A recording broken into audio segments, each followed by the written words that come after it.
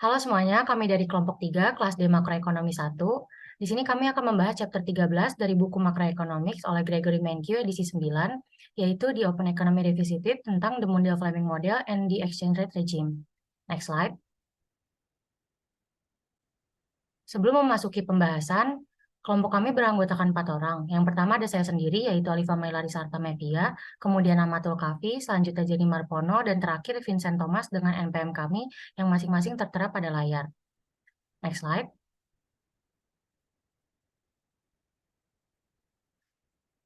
Pada chapter 13 kali ini terdapat 6 pokok pembahasan. Yang pertama yaitu ada the Mundell-Fleming Model, yang kedua Small Open Economy under Floating Exchange Rate, yang ketiga Small Open Economy under Fixed Exchange Rate, yang keempat Interest Rate Differentials, yang kelima Pros and Cons Floating or Fixed Exchange Rate, dan yang terakhir keenam itu From the Short Run to the Long Run. Next slide. The Mundell-Fleming Model. Asumsinya yaitu a small open economy with perfect capital mobility. Next slide. Di The Mundell-Fleming Model ini kita membahas 3 hal, yaitu yang pertama ada the good market and the IS curve. Dengan asumsinya domestic interest rate sama dengan world interest rate dengan formula yang tertera pada layar. The IS curve summarizes the relationship between exchange rate E and income Y. Seperti yang dijelaskan pada kurva di samping, yaitu yang pertama ada kurva the net export schedule dengan meningkatnya exchange rate akan menurunkan net export. Kemudian dengan meningkatnya exchange rate ini akan menurunkan income juga. Sehingga penurunan income ini menyebabkan planet expenditure juga menurun. Sehingga dapat disimpulkan yaitu semakin tingginya exchange rate akan semakin menurunkan level of income. Next slide. Masih dengan asumsi yang sama yaitu domestic interest rate sama dengan world interest rate. Yang kedua ini ada the money market and the LM curve dengan formula yang tertera pada layar. Di sini menjelaskan bahwa kurva LM vertikal karena pada world interest rate yang diberikan terdapat hanya satu value dari income that equates money demand with supply and regardless of E. Seperti yang tertera pada kurva di samping. Next slide. Hal terakhir yang dibahas pada the Mundell-Fleming Model yaitu equilibrium of the Mundell-Fleming Model. Formulanya tertera pada layar. Kemudian penjelasannya yaitu equilibrium untuk small open economy ditemukan ketika IS curve dan LM curve berpotongan. Hal ini menunjukkan bahwa exchange rate dan level of income pada goods market dan money market berada pada equilibrium, seperti yang dijelaskan pada kurva di samping. Next slide. Untuk pemaparan berikutnya akan dijelaskan oleh rekan saya, Jenny. Baik, terima kasih Alifa. Selanjutnya pemaparan akan dilanjutkan oleh saya, yaitu Jenny Marpono.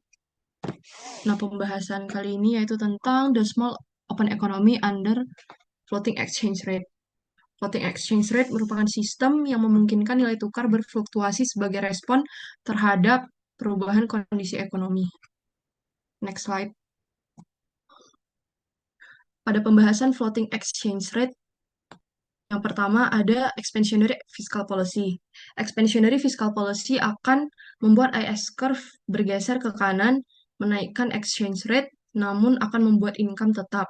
Hal ini dapat terjadi karena pada close economy, kebijakan ini akan menaikkan domestic interest rate. Jadinya domestic interest rate akan lebih besar dibandingkan world interest rate. Hal ini dapat membuat capital inflow dan mendorong interest rate kembali pada world interest rate. Di sisi lain, capital inflow menaikkan demand terhadap domestic currency pada market foreign currency exchange. Dan hal ini menyebabkan apresiasi. Apresiasi dapat membuat net export menurun. Penjelasan ini dapat dilihat pada kurva di samping. Next slide.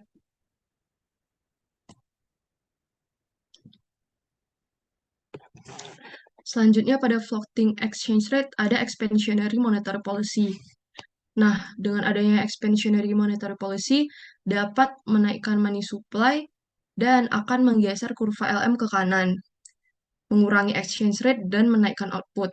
Hal ini dapat terjadi karena pada close economy, kenaikan pada money supply akan mengurangi interest rate dan menyebabkan domestic interest rate di bawah world interest rate.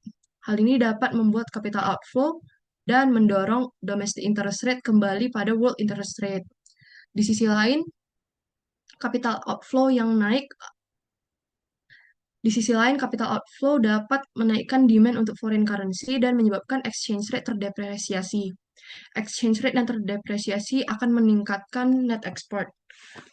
Penjelasan saya yang tadi dapat dilihat pada kurva di sebelah kanan. Next slide.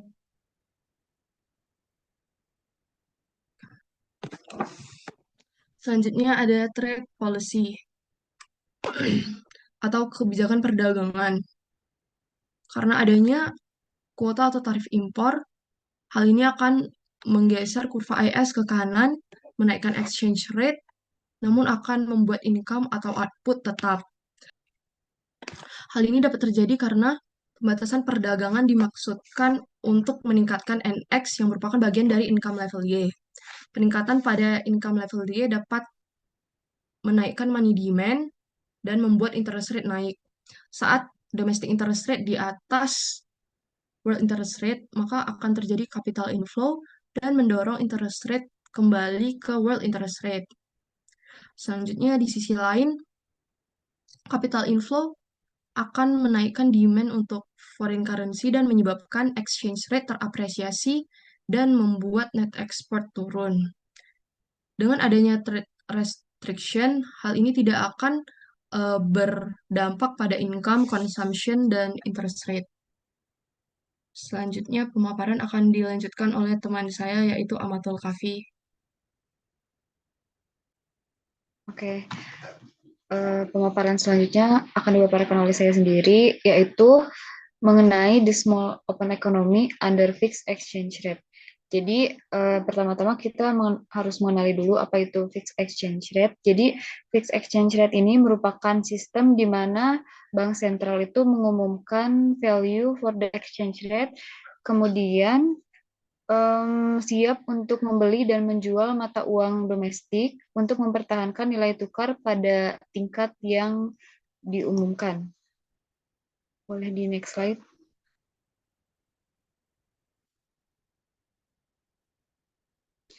Fixed exchange rate itu sendiri ada dua kondisi. Yang pertama, ketika equilibrium exchange rate itu lebih besar dari fixed exchange rate. Ketika hal ini terjadi, maka bank sentral itu akan membeli foreign currency menggunakan mata uang domestik, kemudian nantinya akan menyebabkan money supply itu meningkat, seperti yang ditunjukkan oleh kurva yang A ini. Kemudian untuk kondisi yang kedua, yaitu ketika equilibrium exchange rate itu kurang dari fixed exchange rate. Hal ini itu ketika hal ini terjadi, maka bank sentral akan menjual foreign currency menggunakan domestic currency. Ketika hal ini terjadi, maka money supply akan menurun. Kondisi ini ditunjukkan oleh kurva yang B, sebelah kanan. Boleh di next slide. Baik, selanjutnya ada fiscal policy ekspansi. Ketika menerapkan kebijakan fiscal policy ekspansi dalam keadaan fixed exchange rate, maka kurva IS akan bergerak ke sebelah kanan, yang mana akan menyebabkan equilibrium exchange rate itu nantinya akan lebih besar dari fixed exchange rate. Ketika hal ini terjadi, maka bank sentral itu harus menstabilkannya dengan cara menaikkan money supply. Kemudian nantinya ketika money supply meningkat, maka kurva LM akan bergerak ke sebelah kanan, bergeser. Kemudian nantinya income akan meningkat juga, seperti yang ditunjukkan oleh kurva ini.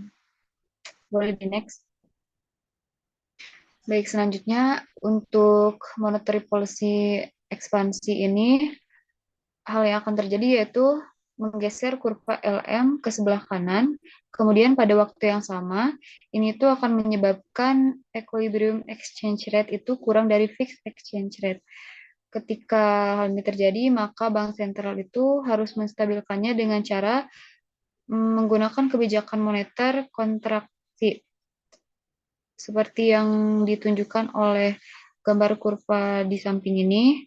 Jadi nantinya ketika distabilkan oleh kebijakan moneter kontraktif ini, maka kurva LM akan bergerak ke posisi yang biru lagi dari yang titik-titik merah ini. Kemudian bank sentral itu dapat menstabilkan fixed exchange rate itu menetapkan fixed exchange rate dengan cara yang pertama devaluasi, yang kedua ada revaluasi. Kalau devaluasi ini yaitu mereduksi official value dari currency yang mana kurva LM akan bergeser ke sebelah kanan. Kemudian revaluasi sebaliknya yaitu meningkatkan official value dari currency. Kemudian kurva LM akan bergerak ke sebelah kiri. Boleh di next. Selanjutnya ada trade policy di bawah fixed exchange rate, yaitu akan menggeser kurva IS ke sebelah kanan, kemudian menyebabkan equilibrium exchange rate lebih dari fixed exchange rate, kemudian nantinya distabilkan dengan bank sentral harus menaikkan jumlah uang yang beredar, kemudian LM curve akan bergerak ke sebelah kanan, yang mana nanti akan memicu peningkatan income. Hal ini itu terjadi karena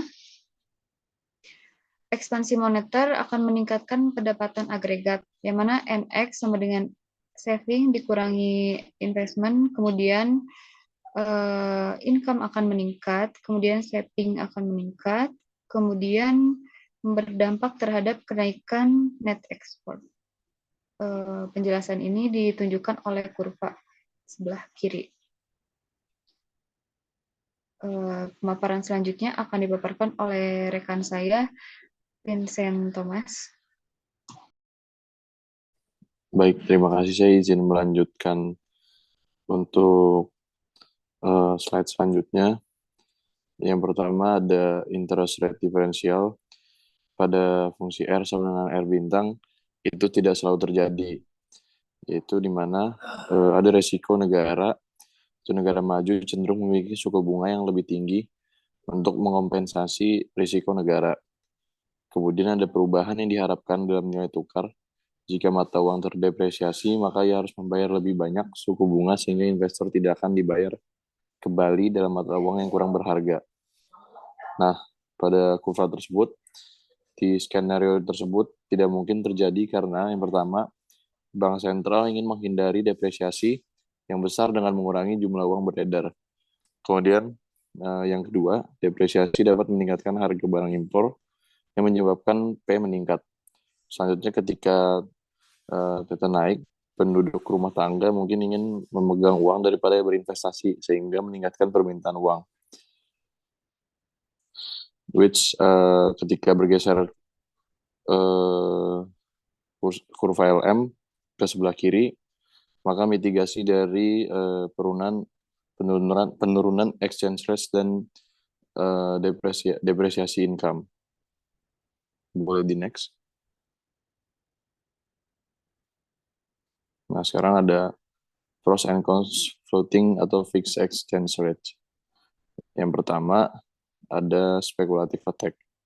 Speculative attack yaitu perubahan persepsi investor yang membuat nilai tukar tetap tidak dapat dipertahankan. Selanjutnya ada currency board, yaitu suatu pengaturan di mana bank sentral memegang cukup mata uang asing untuk mendukung setiap unit mata uang domestik. Selanjutnya ada dollarization, ketika bank sentral menggunakan mata uang asing sebagai mata uang domestik. Dan yang terakhir ada the impossible trinity, yaitu suatu negara hanya memiliki dua yang seperti ini, itu free capital flows, fixed exchange rate, dan independent monetary policy. Boleh di next. Oke. From the short run to the long run. Jadi jika harga itu tidak konstan dan price level. Jadi jika kita tidak lagi menganggap tingkat harga konstan dan seharusnya tingkat harga turun, maka tingkat keseimbangan uang real naik, menyebabkan kurva LM bergeser ke kanan. Fenomena ini menyebabkan yang pertama nilai tukar jatuh, kemudian pendapatan equilibrium naik, kemudian kurva AD merangkum hubungan negatif antara tingkat harga dan tingkat pendapatan. Kemudian kebijakan yang menaikkan pendapatan pada tingkat harga tertentu akan menggeser kurva AD ke kanan, begitu pula sebaliknya. the Mandel-Fleming model in the long run, yaitu dalam jangka panjang pendapatan akan kembali pada tingkat alaminya. Kemudian lembur permintaan rendah menyebabkan tingkat harga turun, menggeser kurva LM ke kanan. Selanjutnya nilai tukar real terdepresiasi sehingga ekspor bersih naik. Dan akhirnya perekonomian mencapai titik C, yaitu equilibrium jangka panjang.